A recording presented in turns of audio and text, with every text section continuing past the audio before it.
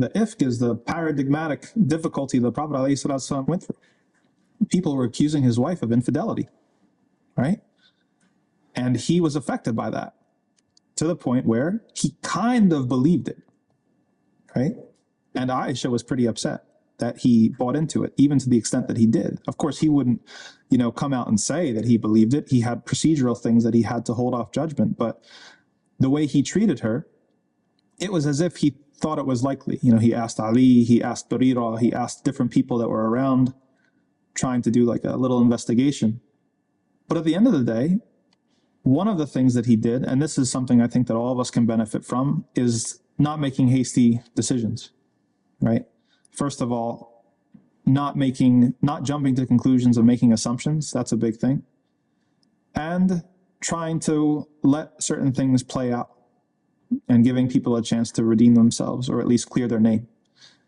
Some of the couples that I counsel, the husn al-dhan is lacking, right? Allah says in Surah Al-Hujurat, He says, Ya ayyuha alladhina amanu ijtanibu kathiran min al-dhan, inna ba'da al-dhani ithm. Okay? Stay away from much suspicion or assumption, because some of it is sinful. You can construct a whole narrative in your head about somebody, imagining that they're doing this, and it's really, really hurtful in marriages when you start to project it into the past.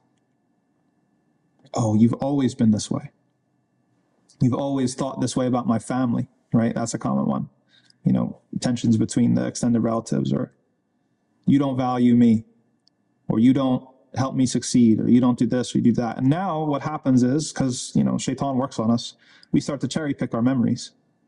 And so that we look for evidence that confirms the narrative, right?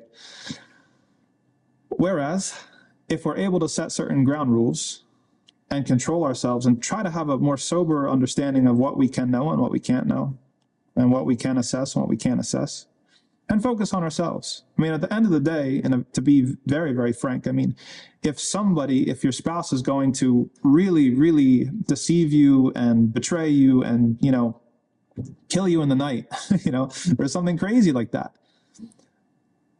what are you going to do to stop it? Right? If Allah subhanahu wa ta'ala has willed it.